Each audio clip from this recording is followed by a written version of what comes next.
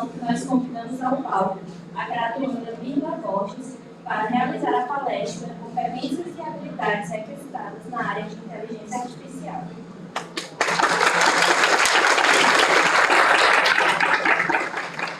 Ela é ex-pratiana e graduanda em Engenharia Elétrica na Universidade Federal do Piauí, com estudo focado em aprendizado de máquinas e inteligência computacional. É instrutora de ciência de dados da Alura, focada em Data Science, e tem 6 cursos publicados na plataforma da Alura, com mais de 9.000 estudantes matriculados. Seja bem-vinda. Muito obrigada. Bom dia, pessoal. Muito feliz de estar aqui. Primeiro, até parabenizar. Acho que o pessoal da mesa passada não estava aqui, provavelmente. Eu sei que tem uns montes de luz aí depois do evento. E provavelmente eles estão lá, mas muito bom também. Parabéns a todo o evento que está aqui. E, sim, estou bem contente de estar aqui. Para começar a palestra, eu soube que teve até a professora, né, que pediu para resumir a palestra e tal. O nome é Competências e Habilidades Requisitadas na área de Inteligência Artificial, assim, rolar mesmo esse resumo. Mas vai dar certo. Tem como colocar a palestra?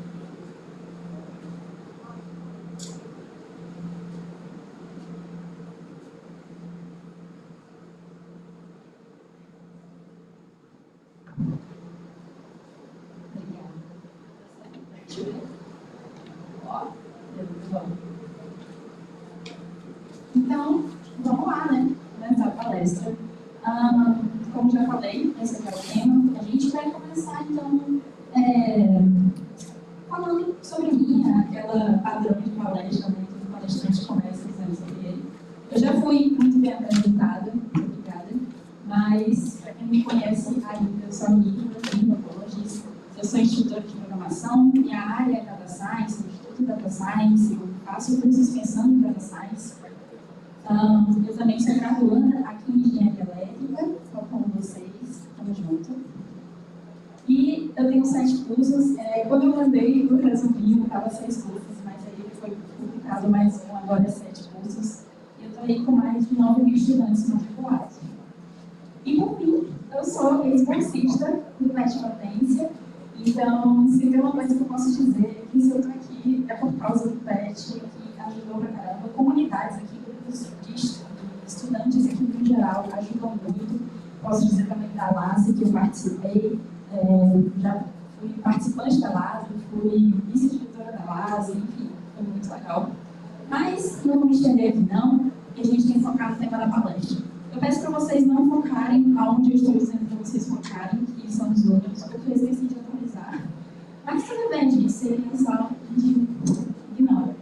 Mas o roteiro basicamente que a gente vai seguir, eu vou apresentar o mais superficial do mercado, que está dizendo agora os artigos, e a gente vai conhecer alguns conceitos básicos, tá? De inteligência artificial, algumas coisas que estão mais atuais, que a gente vai conversar aqui também. E depois a gente vai entender o que é preciso para trabalhar com IA, algumas dessas coisas eu vou estar produzindo na parte de conceituação, e depois os próximos passos, opções de cursos que a gente pode assistir, e até coisas mais de fora que eu não apresentei aqui, a gente pode discutir também. Bom, então vamos lá, mercado de trabalho. Eu trouxe um artigo, tá?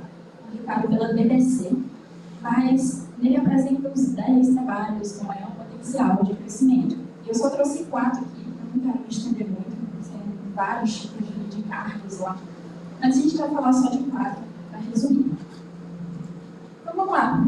O primeiro é analista de segurança da informação. Essa pessoa trabalha com a parte de programação, quem lida com o web, está muito preocupado com manter os nossos dados sigilosos, confidenciais, não vazar nada, tá? Analista de business intelligence faz parte também da parte de ciência de dados, tá? Onde a pessoa vai entender o negócio para ajudar na tomada de decisões de uma empresa. Isso aqui serve basicamente para ajudar e contribuir no lucro e ganho de uma empresa. O segundo é especialista em sustentabilidade ambiental, é alguém que ali para diminuir as emissões de CO2, enfim, seria até uma profissão bem no futuro, que a gente está aí preocupado com o aquecimento global e tal, né, como falou, enfim. E aí, é onde eu queria chegar com vocês, que é um especialista em inteligência artificial e aprendizado de máquina. Na matéria, ele colocou os dois quase como iguais, assim, em atuação, mesmo eles tendo sim suas diferenças, mas normalmente eles andam juntinho mesmo, a gente vai entender o porquê. Mas vamos conhecer, então, o que é essa tal de inteligência artificial, o que é esse tal de aprendizado de máquina também. Vamos começar, então, com a inteligência artificial. Eu trouxe uma definição que a gente pega lá da Google Cloud, tá? Ele diz assim: a inteligência artificial é um campo da ciência, preocupado com a criação de computadores e máquinas que podem racionar, aprender e atuar de maneira normal, que normalmente exigiria inteligência humana ou que envolvia dados de escala maior, que as pessoas podem analisar. Esse textão aqui é basicamente para dizer que é um campo que está buscando aproximar as máquinas dos humanos, tornando elas mais similares ao que os humanos conseguem fazer. É isso. A pessoa vai perguntar o que é inteligência artificial. É um campo que vai estudar e tentar buscar fazer com que as máquinas se aproximem do que os seres humanos conseguem fazer. Isso de uma maneira bem geral, tá? Claro que tem vários estudos envolvendo isso, mas o conceito mais, assim, direto e reto é esse. Mas tá, lá na palestra, lá no começo da palestra, a gente falou de inteligência artificial e aprendizado de máquina. Qual é a relação entre eles? Eles são opostos? São a mesma coisa? Enfim, bora discutir esses dois conceitos. Um detalhe. Tem partes da palestra que eu trago as referências que eu estou trazendo aqui em links, tá? Eu disponibilizei essa palestra para o pessoal da comissão do organizador, e vocês podem ter acesso, aqui não vai ter nenhum dado sensível que vocês não podem ter acesso, tá? Então, eu vou com a comissão legal. Então, vamos lá. IA, a gente já meio que sabe que é um campo que se refere ao uso de tecnologias para criar máquinas e computadores que são capazes de imitar funções cognitivas associadas à inteligência humana. Isso aí a gente já entendeu. Mas e o machine learning, que seria o aprendizado de máquina? É um subconjunto da inteligência artificial. E ele vai permitir que uma máquina, um sistema, aprenda e melhore com base na experiência.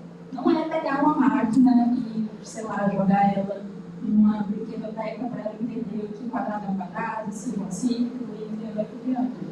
Essa experiência é feita com o envio de dados, e a partir desses dados são feitos diversos cálculos matemáticos para assim entender os seus padrões. Mas vamos fazer uso de uma representação mais visual. Eu acho que a gente que é engenharia elétrica e de exatas já conhece o diagrama de Venn. É aquele diagrama com bolotinhas. Eu gosto de dizer bolotinhas, porque todo mundo consegue entender. São vários conjuntos, né? Então a gente estuda a relação entre esses conjuntos. O primeiro conjunto que a gente vai falar aqui é o conjunto da inteligência artificial, sendo um campo de estudo. O segundo conjunto é machine learning. A gente consegue observar, então, que o machine learning está dentro do grande conjunto de inteligência artificial. A inteligência artificial, ela vem como um conjunto de técnicas, conjunto de tecnologias mesmo, tá? Para que a gente até consiga construir um sistema capaz de se associar com o ser humano. Não vai ser exatamente igual, mas ele vai conseguir executar missões que seres humanos conseguem executar, específicas, tá? Vamos dizer que é geralzão. E o machine learning seria, no caso, um modelo que pode sim estar dentro desse sistema, tá? Mas beleza, eu estudo Data Science, e onde é que Data Science está aí dentro de IA?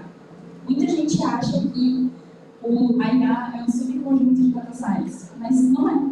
Data Science ele pega um pouco aí das IAs, pega de conteúdo de ML, mas não é, né, as inteligências artificiais, machine learning da vida, não fazem parte de Data Science. Porque Data Science é uma ciência em que vai estudar negócios e dados para que a gente consiga tomar decisões e também construir algo útil para a empresa. É muito focado também em empresa.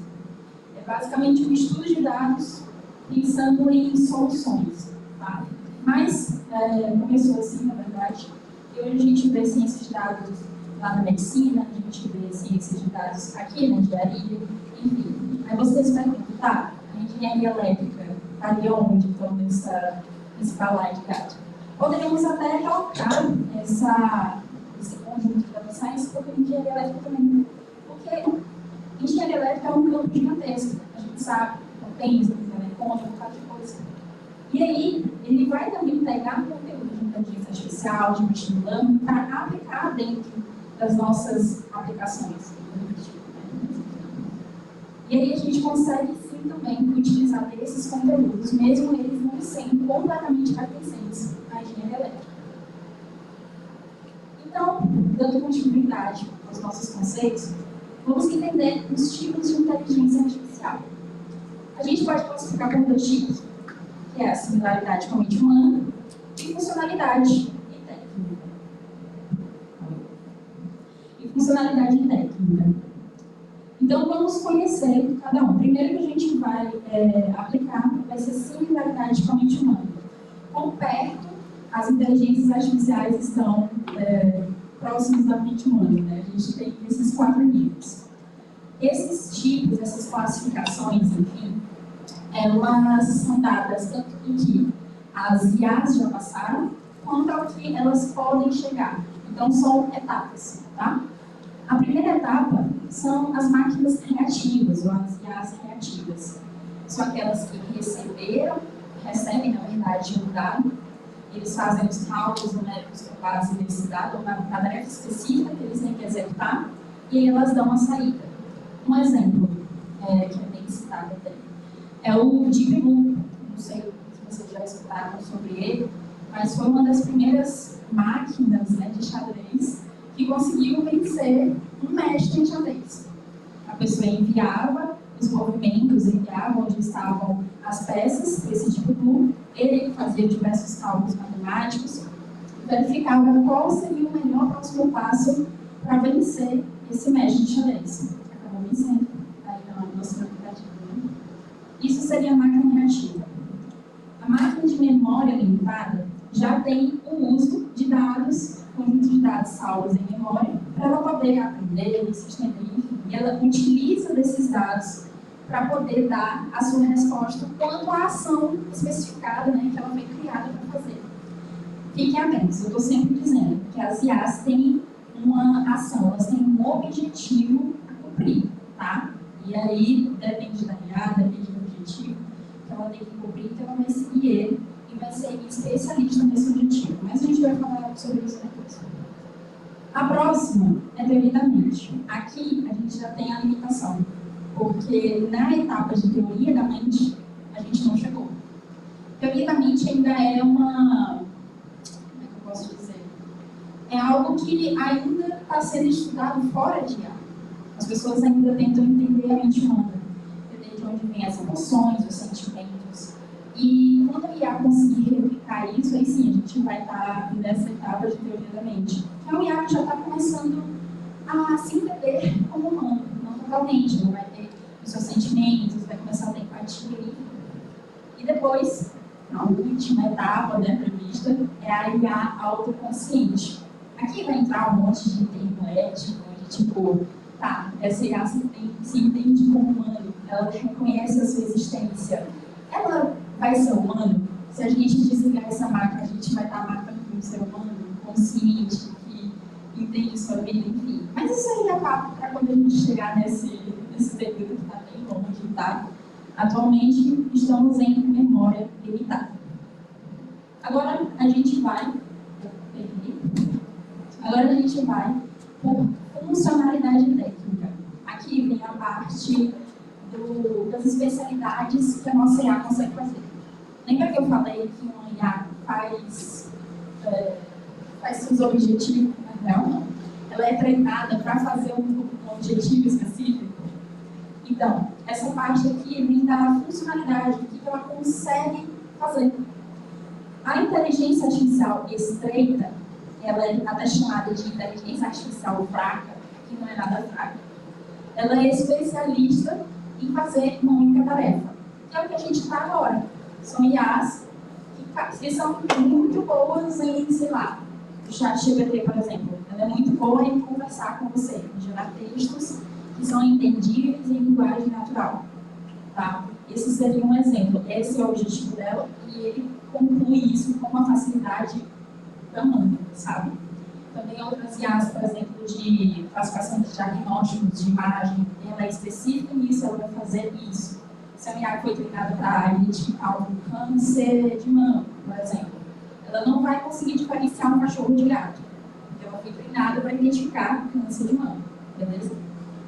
E a gente está exatamente nessa parte, mas a gente já está começando a pular para também a inteligência artificial geral, que é a inteligência artificial forte, entre aspas. Tá?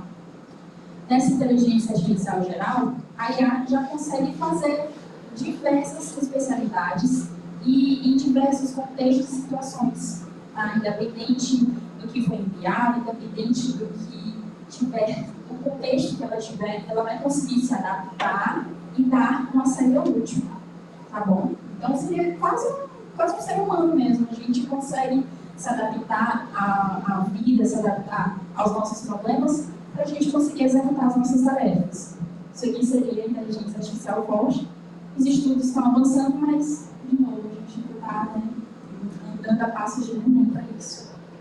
E a superinteligência artificial? Essa aqui já seria, assim, a ascensão da IA, sabe? Seria o nosso Ultron da Marvel, que é uma coisa que já vai superar aí a mente humana. Ele já vai ter um conhecimento tão absurdo que nenhum ser humano consegue chegar nela.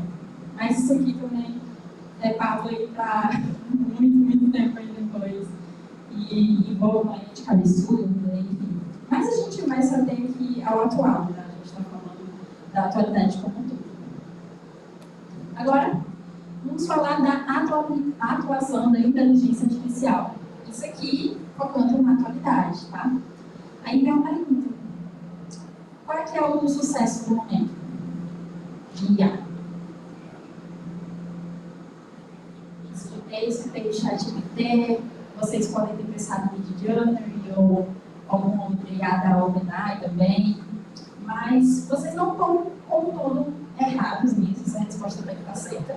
Mas a resposta mais interessante seria a inteligência artificial generativa, que também é o ChatGPT, é o Midjourney e outras IAs aí da OpenAI, e também outras que estão sendo criadas aí. Essa bonita aqui, ela é o sucesso do momento. E eu posso dizer, ela não é live de NPC, que tá subiu pra caramba aí, agora já esqueceram essa modinha. Não, isso aqui é produto, isso aqui é mercado. Isso aqui é mesmo um foco que a gente tem que ter cuidado, porque está sendo investido muito dinheiro para isso aqui. E só vai tender a crescer e se aparecer ainda mais aqui nos nossos contextos.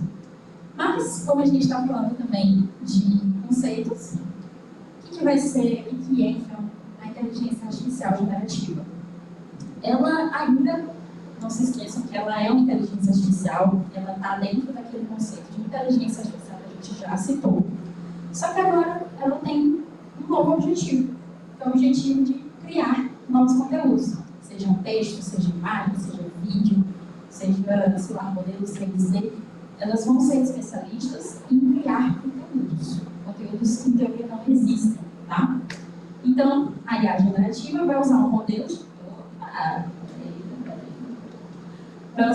de machine learning para aprender padrões e relações de conjunto de dados de um conteúdo criado por humanos. E depois, ela vai usar desses padrões para criar um novo conteúdo. Eu pensei até se eu iria trazer alguma questão quanto à arquitetura e programação aqui, mas eu achei melhor não, para não estender a palestra. Mas ela envolve também modelos que foram criados e tecnologias em volta desses modelos. Normalmente, o pessoal utiliza das GANs, dos LLMs, enfim. Mas não vou discutir isso aqui, essa parte aqui da palestra, a gente vai saber a conceitos, até para atender a todos os públicos aqui e ficar, meu Deus, que Mas eu também trouxe uma palavra do professor Alan Estadinho, um colega meu, lá da URA, que ele informa que as IAs, elas têm capacidade de criar coisas novas, mas a partir de um conjunto de dados pré-existentes, até porque elas foram treinadas a partir desse conjunto, né? Tiveram que ter armazenado dados dentro da memória delas, elas tiveram que passar um tempão aí treinando, padronizando o seu modelo para conseguir gerar alguma coisa nova. Mas necessariamente, às vezes, a gente pode até ter uma breve discussão sobre o que seria novo, o que seria inovador nessa parte, né? Uma discussão até ética e tal, porque se ela está treinando com uma base aí já pré-existente, seria algo novo mesmo, algo que nunca existiu, né? A gente pode ter esse questionamento. Mas, basicamente, elas vão ter essa função de criar algo que seja novo e compreensível para as pessoas, tá?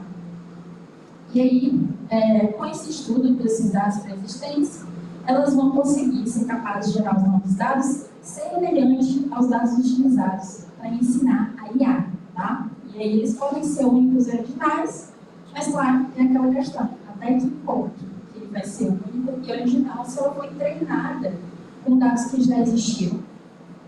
Pode ser único e original para, por exemplo, quem não está estudando tanto, quem não está lendo tanto sobre um determinado assunto. Digamos que a gente vai consultar o ChatGPT para, não sei, perguntar o que ele acha sobre um assunto X.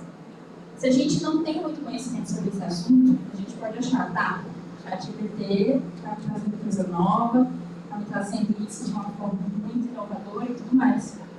Mas, por vezes, quando a gente já estuda esse assunto X, já leu artigo, já viu vídeo, já sabe como é que é, o ChatGPT só está replicando um texto padrão e um texto comum, que a gente encontra em qualquer artigo que a gente for ler. Até porque ele foi treinado com os dados da internet. Tá? Então, vamos discutir o que é gerado pela inteligência artificial generativa. Eu sei que vocês já mataram de vez aqui essa resposta, porque aí vocês são muito ligados com o que ele gera texto, e aqui eu trouxe alguns exemplos, tá, de IAs que a gente utiliza para gerar texto, o GPT, o Llama, o Turing, imagens, áudio, vídeo. Ele também vai criar modelos 3D. Isso aqui é até relativamente novo, tá? No começo tudo era texto e imagem, né?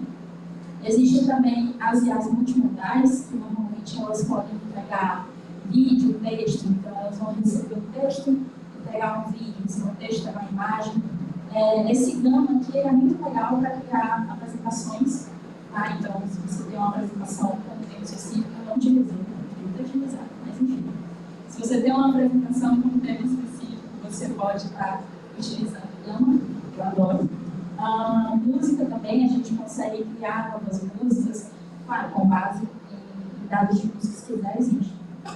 Mas aí, a gente tem que se atentar aos riscos, porque não dá a gente ficar utilizando isso a todo e de maneira mais irresponsável, não entendendo os riscos que isso pode trazer. E tem muito risco. O primeiro que eu posso citar é segurança e privacidade dos dados. Teve um evento que a Samsung teve que recorrer a uma empresa que estava fornecendo, né, um modelo generativo, e uma certa pessoa enviou os dados da Samsung para esse modelo, para tirar alguma dúvida, e aí esses dados foram vazados. Assim, porque normalmente esses modelos eles estão nas mãos de uma empresa. O ChatGPT está aí nas mãos da OpenAI, né? Enfim, tem outros modelos também. Então, quando a gente está utilizando, muito cuidado. Se você está utilizando para uma empresa, utilizando esses dados sensíveis que vão dar, sei lá, CPF, nome de pessoas, não coloque meu cartão de crédito, pelo amor de Deus, porque outras pessoas vão ver aquilo ali. E para ser vazado é 2 pulos. Então, tem que ter atenção a esse risco e não vamos fazer que nem a Samsung. Outro ponto é a confiabilidade da informação. Existem IAs que não foram feitas para falar a verdade. Uma delas é ChatGPT, o Bard, enfim. Então, a gente tem que saber que essas IAs foram feitas para conversar com você, para gerar texto que seja bem compreensível para você, você vai sentir que está ali, olho no olho, conversando com uma pessoa ali do outro lado da tela, porque ela é muito boa em escrever texto em linguagem natural. Mas não necessariamente esses dados vão ser verdadeiros, a depender do que você está pesquisando, tá? Lembra que elas foram treinadas com dados da internet também. Às vezes, vai que ela pegou um dado que não é verdadeiro, ou para cumprir a tarefa de responder um texto para ti, criar um texto para ti, ela colocou um texto com informação totalmente falsa. O pessoal chama de alucinação da IA, tá? Eu chamo que ela está cumprindo a tarefa dela de criar um texto bem lúcido para você, pensar que você está conversando com a pessoa, e que para isso ela teve que mentir. Então, muito cuidado com as informações que você vai utilizar, para que você vai utilizar essa resposta, que entra também na questão de propriedade intelectual, também é um assunto discutido. A gente falou que IAs criam músicas, que IAs também criam textos, e para quem mexe com IA para Code Assistant, para ajudar entre os códigos e tudo mais, a gente tem que ter uma atenção que já teve também denúncias de que a IA pegou o código lá do Stack Overflow, se não me engano, do Stack Overflow. Enfim, pegou aquilo ali, copiou, colou e mandou para a pessoa. E não deu autor, não deu link de nada, e fingiu como se fosse uma criação dela. Então, você já tem um problema de propriedade intelectual. As músicas que a gente faz, sei lá, vai que a gente pega todo o disco ali, sei lá, da Ivete Sangalo. Então, a gente quer criar uma música com a voz dela, com o beat das músicas dela e tudo mais. Será que isso aí não pode também dar um problema de propriedade intelectual? Já que você está usando a voz dela, as batidas da música dela. Com imagens também, a gente pega imagens com certas características de um autor ou autora de imagem, pintor, enfim, questões em que a gente tem que se preocupar, sim, e não usar deliberadamente esse negócio como se fosse uma tarefa sem lei, porque não é, já deu confusão. E aí a única coisa que a gente quer é confusão do nosso lado. Mas, enfim, a gente discutiu, conversou diversos conceitos, mas, fora, enfim, tudo isso aí que eu já apresentei, o que eu preciso fazer para trabalhar com IA? Daí eu trouxe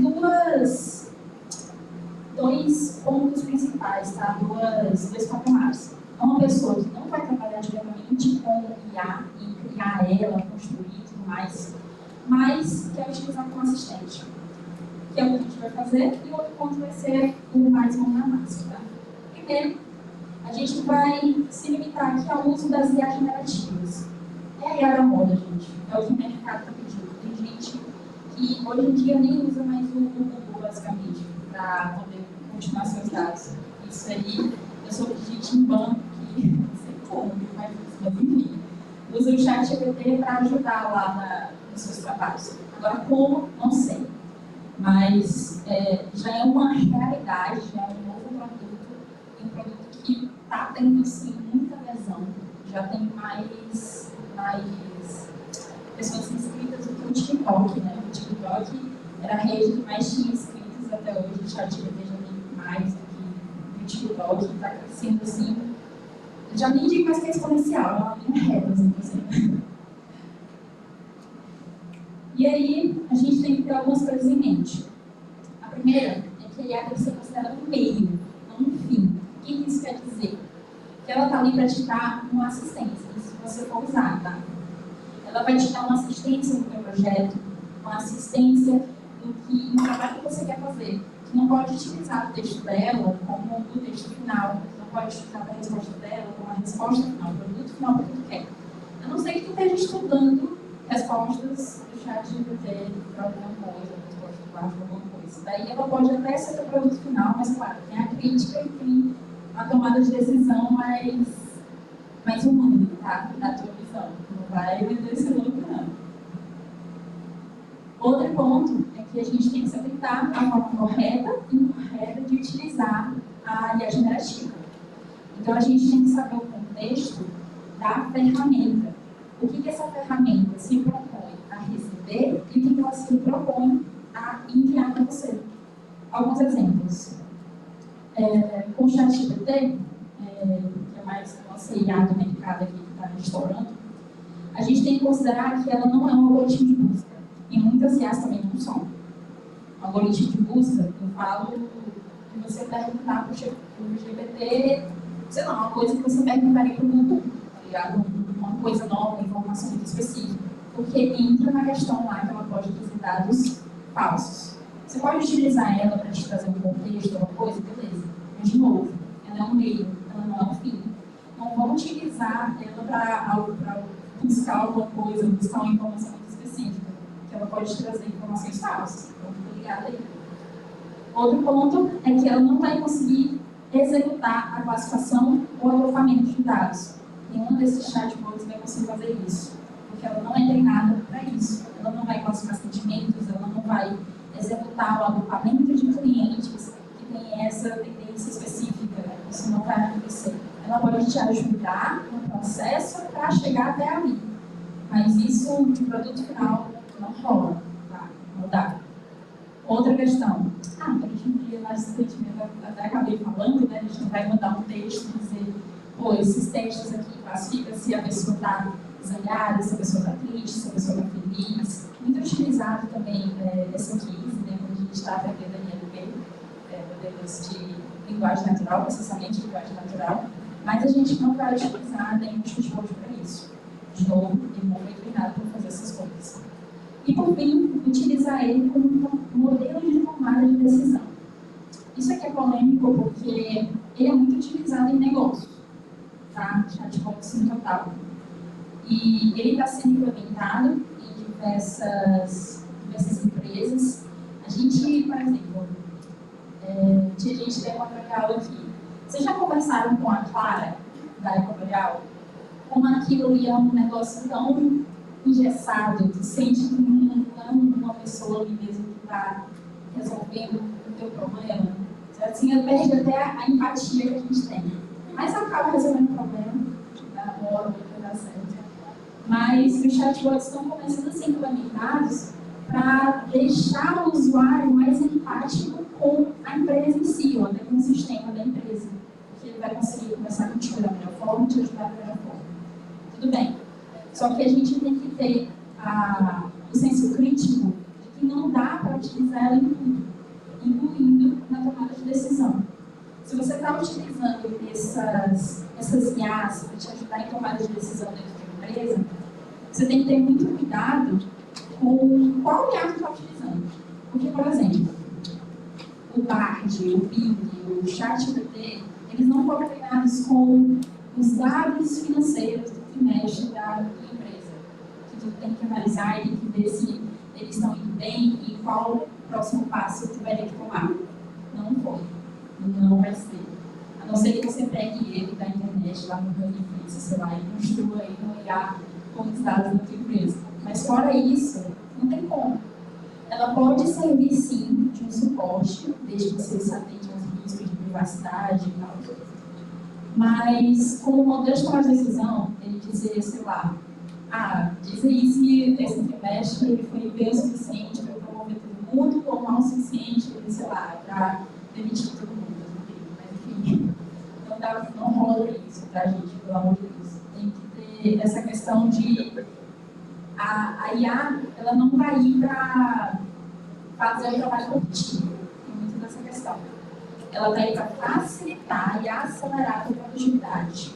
Eu vejo muito por essa questão. Mas a gente vai conversar um pouco mais depois. Outro ponto é que a gente tem que, claro, lembrar de utilizar com ética, responsabilidade e transparência. Tá? Ética, novamente, a gente não vai utilizar isso como para prejudicar as pessoas. Tá? Saiu ali durante um período as fotos do Papa todo no style, né, com aquela roupa toda cheia de estampados e tal. Tudo ali gerado por IA. Foi uma brincadeira, claro, tem gente que levou a sério, Mas a gente está numa era de fake news, uma era de desinformação, e aí você tem um IA que consegue criar texto, criar uma informação que seja legível para outras pessoas, abre margem para que isso possa crescer ainda mais. A ética vem nisso. Não vamos entrar nessa onda de fake news e sair espalhando mentiras e tudo mais. Com ética, pelo amor de Deus, não vamos prejudicar pessoas, nem grupos. Outro ponto é ter responsabilidade. A gente tem que saber, de novo, conseguir enviar os dados corretos, enviar dados sigilosos. Tá? Não vamos esquecer os impactos sociais que essa decisão pode gerar. Tá? E, por último, a transparência. Se você está criando por exemplo, está utilizando o IA como um code assistant, você não precisa ter essa nossa, estou utilizando as IAs como assistentes de código, para me ajudar a criar meus códigos. Não precisa ter vergonha quanto a isso. As IAs estão aí, de novo, para acelerar a tua produtividade, para tornar o teu trabalho melhor, ainda mais produtivo. Não tem problema, gente, da gente chegar e dizer esse texto que foi gerado por IA. Eu estou utilizando ele para me ajudar numa pesquisa, para me ajudar no meu trabalho. A gente não tem que ter vergonha disso. Não, mas eu só quero utilizar artigos e tudo mais. Não, usa um artigo que você vê na internet, não tem problema. A gente também não precisa ficar tão preso a esse academicismo. Tá? A nova era chegou, gente. A gente tem que saber se modelar. A gente tem que saber ser atual. Não vamos ficar no conservadorismo da tecnologia porque você se atrasa no mercado.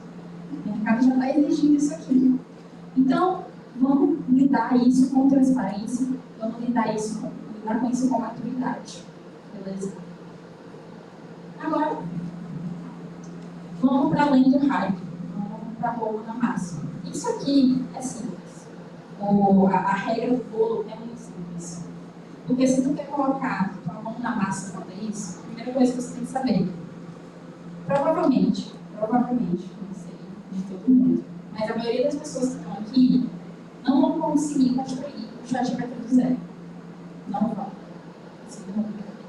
Porque aquela IA, ela foi construída com uma base de dados gigantesca. A gente nunca vai conseguir nem pensar em ter acesso, ou mesmo armazenar tudo aquilo. Outra coisa, o poder de processamento para treinar aquele ChatGPT é outra coisa que foi gigantesca.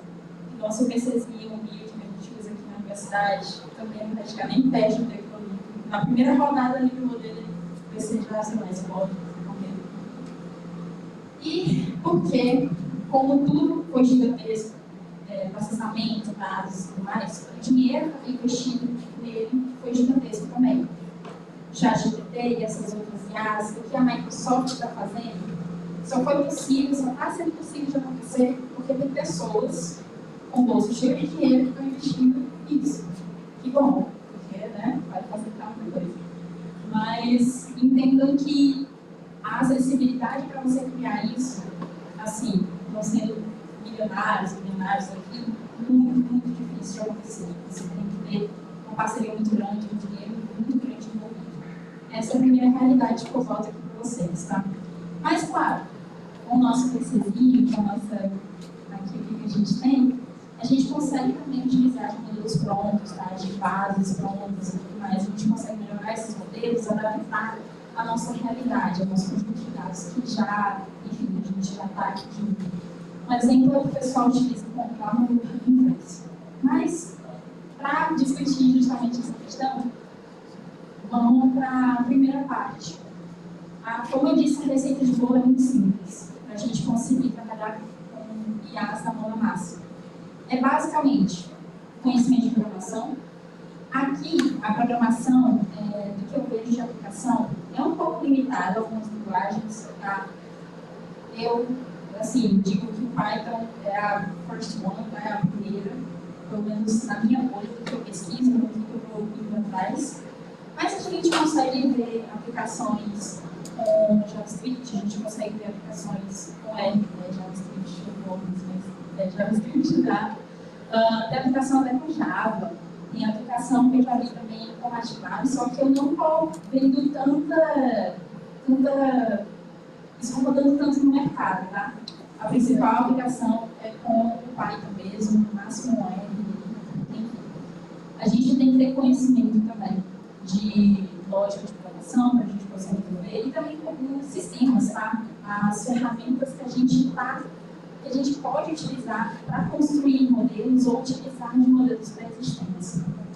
Mas, avançando, a gente tem que também ter um leve conhecimento de ciência de dados. Qual a parte de ciência de dados? A parte de conseguir coletar dados, tratar dados, limpar dados, enviar esses dados para modelos, quiçá até criar modelos e conseguir avaliar esses modelos também. Não adianta a gente só chegar e dizer que programa, sendo que você não sabe avaliar o resultado do produto que você tem. Ou pelo menos conseguir fornecer os melhores dados para o modelo que você quer treinar, enfim, ou mesmo criar. Isso aqui casa muito com programação, porque hoje em dia os modelos de LLMs e prompts, enfim, eles estão sendo fornecidos até gratuitamente. Está rolando aí uma onda bem grande de democratização do acesso a modelos de machine learning, e para isso a gente tem diversas empresas, diversos... como que é o nome? Bom, esqueci, mas enfim. São pessoas que conseguem fornecer esses modelos para que a gente consiga aqui na nossa humildade, tá? No nosso computadorzinho, conseguir executar aí pelo menos o básico, conseguir entender como isso se constrói. Porque se a gente quer trabalhar com isso, a gente tem que conseguir saber como é que a gente vai construir um modelo, construir uma IA, conseguir aplicar ela com os nossos dados, porque quando a gente chegar lá na empresa, você já tem que saber fazer isso, você tem que saber coletar os dados da empresa, tratar os dados da empresa, que é um conjunto muito maior, muito diversificado, bem mais bagunçado, pouco estruturado.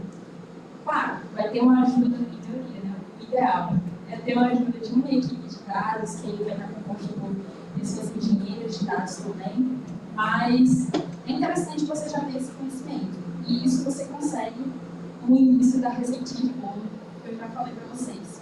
E aí, para finalizar, olha como é fácil a receita do bolo, o conhecimento de negócios. Porque não adianta a gente criar modelos, não adianta a gente criar IA e não conseguir aplicar em nada.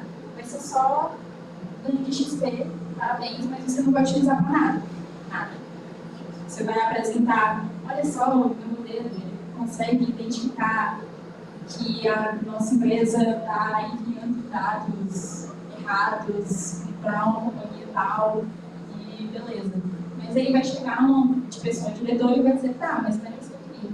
Não é isso que vai ser útil para a empresa. Precisa de outra coisa. Daí, isso aqui a gente consegue aprimorar dentro da empresa, dentro do negócio que você está. Tá? É esperado que quando você entra em uma empresa, você não seja jogado direto no projeto muito difícil. Mas mesmo que seja, vale sempre contar com comunicação, lida com o pessoal lá da operação, lida com o pessoal lá da diretoria, lida com o pessoal também do técnico. Você tem que ter essa soft skill, esse molejo aí, de conseguir entender diversas partes da empresa e saber o que é esperado do negócio. Entender o objetivo daquilo ali, tá? É muito frustrante você fazer alguma coisa, demorar um tempo para fazer e no final, parabéns, não era isso que eu queria, foi legal, mas não vai ser aplicado. Enfim, bem frustrante. Mas esse aqui é a base, é a receitinha de bolo para que a gente consiga utilizar nós. Não é algo difícil. O pessoal muito me pergunta, tipo, Ingla, mas parece algo tão avançado, parece algo tão complexo. Mas quando você segue uma grade de estudos que vai começar assim, de modelos mais simples, modelos de árvores, modelos regressivos, árvores eu digo uma árvore só, não vai vir fora de casa. Mas quando vai crescendo nos modelos tradicionais, e aí você vai poder avançar para o deep learning e tudo mais, você vai conhecer arquiteturas, vai conhecer os cálculos matemáticos. Provavelmente aqui, a maioria que é de engenharia elétrica, se não é de engenharia elétrica, é de um curso que envolve exatas, então base matemática, vocês têm pra caramba. Eu estou considerando aqui o público que está aqui. E essa base matemática, meus amigos e minhas amigas, ajuda muito vocês entenderem a arquitetura, entenderem por que aquele modelo teve aquela decisão, entender o que o hiperparâmetro está modificando, o que eu posso ajustar nesse modelo e ajustar na resposta que esse modelo pode dar. Tá? Então, o básico você já tem, o mais essencial você já tem. Falta só iniciar estudo de programação, estudo em ciências de dados, entender o problema do negócio que vocês estão aí tratando. Beleza? E aí, vamos lidar com os próximos passos. Isso aqui é bem mais rápido. Porque eu separei alguns links de cursos gratuitos. Novamente, podem pegar esses slides aqui com o pessoal da organização, tá? Vocês vão ter acesso a esses links. Isso aqui são cursos que eu fui pesquisando e que eles oferecem. Tem questão mesmo de programação mais voltada para modelo de machine learning, outra que é programação mais voltada em como utilizar as IAs que já existem. E aí, claro, tem o meu jabazinho, que eu trabalho lá na Alura, já tem até curso meu que eu já consegui aí juntar IA com Python para a gente conseguir entender como é que implementaria isso numa rotina de trabalho. Mas também, né, não se esqueçam das outras escolas que também tem. A Udemy, a Expert Academy também tem Coursera, tem outros que eu coloquei, acabei não achando o layoutzinho, mas elas existem, não esqueçam. Tem também os grupos de estudo, tá? Que a gente não tem nem grupo de estudo, vai. São comunidades, perdão, que elas existem para poder ajudar pessoas e poder trazer mais acessibilidade ainda, democratizar ainda mais o conhecimento. E aí a gente tem diversidade, tem Girls, tem Programaria, tem o Python, tem a LASE, que é meu xodózinho. E aí eu ainda peguei mais dados, mais informações de lugares que vocês podem estudar, que eu acabei não colocando aqui, mas eu anotei. Tá? Tem canais do YouTube, como o André Pati, esse é aquele, é meio indiano, tá, em inglês, então quem não manja muito do inglês pode ter uma dificuldade, mas tem fonte online, tem a Google Cloud, que também está em várias referências minhas, eles também têm canais no YouTube, vão ter playlists lá que vão ensinar vocês a utilizar. As comunidades, como eu já falei, tem mulheres de IA, tem IA Girls, tem Woman Makers Code, também que a gente pode estar participando. E as outras plataformas, como a DataCamp, o ETX, e também muitas dessas referências que me ajudou a coletar foi a Ana Clara Mioto, que é uma outra pessoa que pesquisa sobre isso, ela já é especialista em machine learning também. E se vocês quiserem seguir ela lá no Instagram, que ela também constrói diversos artigos sobre isso, faz também conteúdo sobre isso. O Alan Spadini, que também eu trouxe aqui na palestra, ele também faz diversos conteúdos sobre isso, vale a pena dar uma checada. E isso, gente, é estudar, é focar nisso. E que vai dar certo. A base, todo mundo aqui já tem. Vocês têm uma base matemática muito boa. Aqui dentro da engenharia elétrica, a gente tem diversas grades que também abordam as IAs. E acho que é só, a gente já pode abrir para as dúvidas.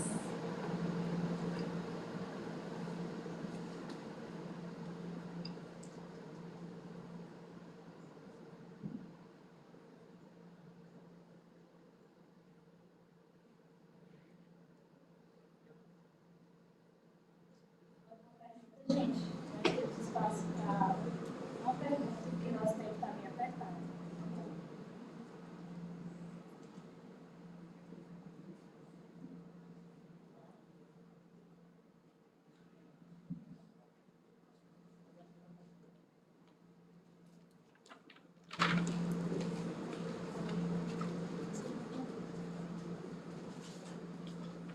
A gente só vai ter espaço para uma pergunta, porque nosso tempo está bem apertado. Não, duas.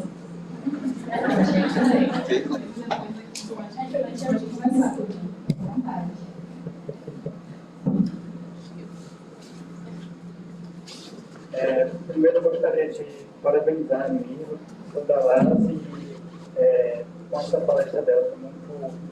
Mesmo que eu trabalho, já aprendi muito aqui.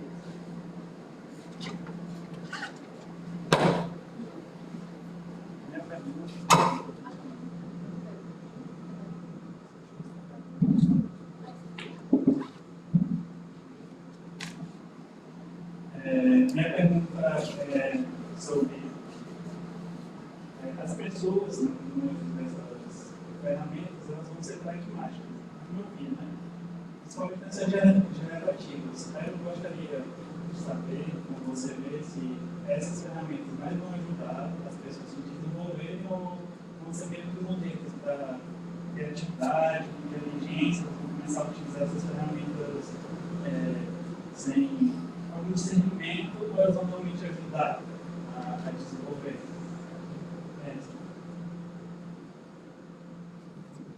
Seu nome é Elias, né? Não, eu faço parte da base. Meu nome é José Henrique. José, que prazer. Então, e o mundo ideal, elas vieram para ajudar, para contribuir, tá? Mas não dá para esperar que todo mundo tenha bom senso ou tenha a correta noção de uso, tá? Infelizmente, a gente tem que saber lidar também com esses pontos fora da curva, essas pessoas menos, com pessoas com mais má vontade mesmo. Por isso, sempre vale contribuir com denúncia e tudo mais, que é o que a gente vê de diversas reportagens, sabe? Mas tem muita gente até que desculpa, tipo, tá, a gente está desenvolvendo tanto as IAs, daqui a pouco elas vão estar tomando aí o trabalho de programadores e tudo mais, só que eu acredito que isso não vai acontecer, tá? E mesmo que, sei lá, alguma mente louca aí de gestão demitir todos os meus desenvolvedores e desenvolvedoras, não vai ter mais ninguém trabalhando aqui, vai ser só IA. A gente não pode esquecer que as IAs não são 100% corretas. Então não vai ter uma acurácia, que a gente gosta de falar, as métricas delas nunca vão ser 100%. Se for 100%, tem algum problema na tua avaliação, quando os dados ficam em o modelo nunca vai sair 100%, não dá, isso é impossível, não existe modelos perfeitos. Então eles vão cometer erros, só que os erros de IAs que foram implementados nesse caso de demissão vão ser muito piores para a empresa do que um erro cometido por um ser humano. Porque nesse caso, o ser humano vai ter o apoio de uma equipe gigantesca de desenvolvedores, é a ideia pelo menos, né? Uma pessoa só que vai conseguir desenvolver um tempo ágil dentro de um mercado, um tempo ideal dentro de um mercado, sei lá, um produto de um site, desenvolver isso um tempo realmente um tempo ideal dentro do mercado. Mas se um IA estiver ali sozinha tomando o trabalho e não tiver ninguém para ter aquele senso crítico de avaliar aquilo ali e identificar problema, a pessoa que demitiu a galera, né, essa pessoa empresário, vai enfim, aqui mesmo não deixa de se lascar, porque não vai ter ninguém para dizer, não, isso aqui está errado, isso aqui está correto. Mesmo que faça as coisas corretas, não vai ter futuro, não.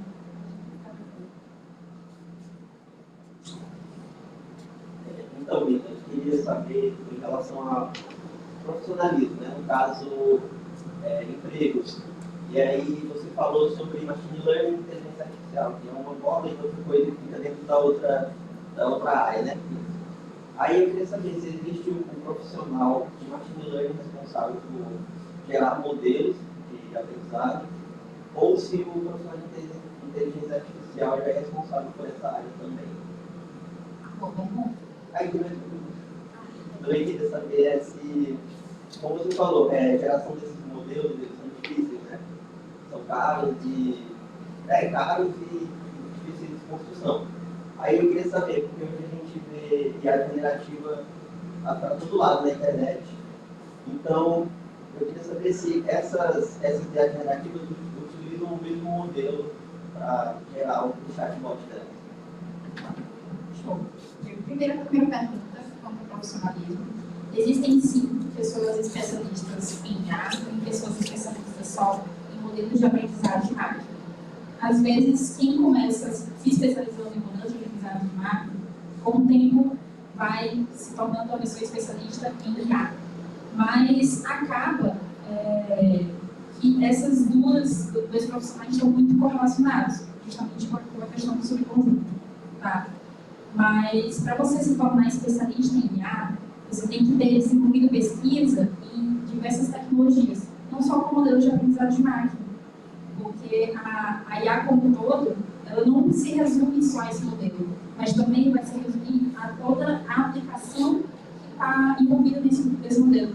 Existem até gráficos, eu vou você mostrar, mas existem gráficos que mostram que dentro de uma aplicação de inteligência artificial, o modelo, a parte mesmo da criação do modelo, é tipo 2% do negócio. O resto é a criação de uma interface que seja bem amigável para o usuário, que consiga ter uma resposta que o usuário também consiga entender, a parte de servidor para conseguir fornecer essa IA para a pessoa. Então, tipo, não dá para dizer que uma pessoa especialista em IA vai ser só uma especialista em modelos de machine learning, porque ela vai ter que ter um conhecimento de várias tecnologias, de várias ferramentas, até de várias linguagens, tá? Para conseguir implementar de verdade uma IA. Tá?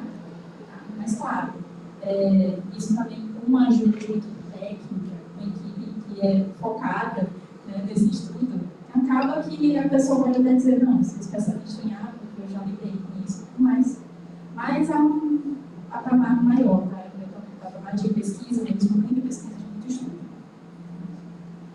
E a outra pergunta era de... Relacionado com as IAs generativas utilizando o mesmo modelo de aprendizagem. Perfeito. Dentro dos estudos de modelos, no geral, a gente tem muito a presença de transferências de modelos.